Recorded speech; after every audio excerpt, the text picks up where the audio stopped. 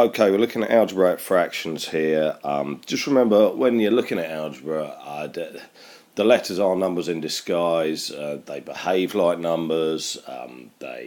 Whatever you can do to numbers, you can do to letters as well. So there you go. So if I look at this first one, if I had 8/10 as a fraction, you'd know that they're both in the 2 times table, and you go to 4/5. Right, well, 8y over 10 is the same as 4y over 5. Now, I'm going to break it down. So I'm going to say 8 is 2 times 2 times 2 times y. Right, and 10 I'm going to say is 2 times 5. Now, whatever matches, when everything's multiplied, whatever matches on the top with the bottom, okay, you can cancel out. So I could just cancel out a 2 on top and bottom, which leaves me with my 4y over 5.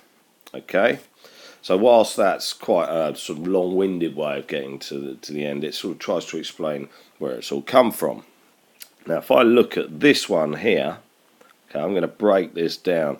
So 15 I'm going to call 3 times 5. Okay, 20 I'm going to call 2 times 2 times 5.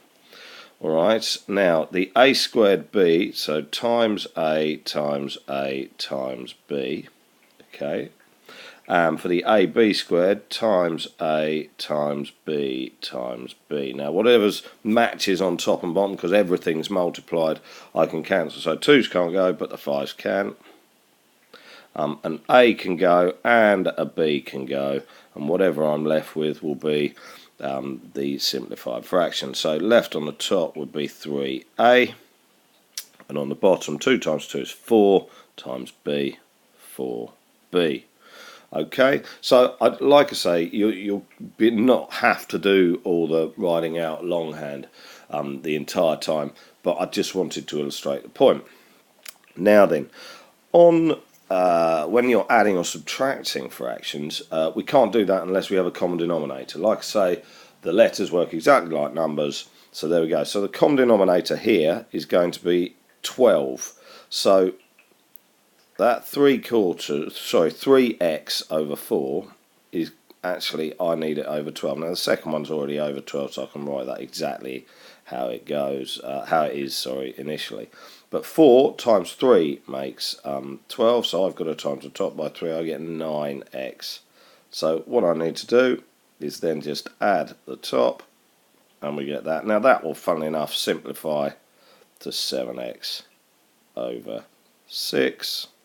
Alright, so they work again exactly like the numbers do, just be a little bit careful.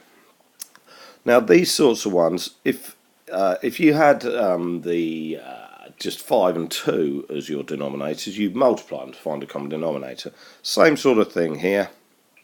So I'm going to multiply 2a and 5b to get 10ab, 10ab.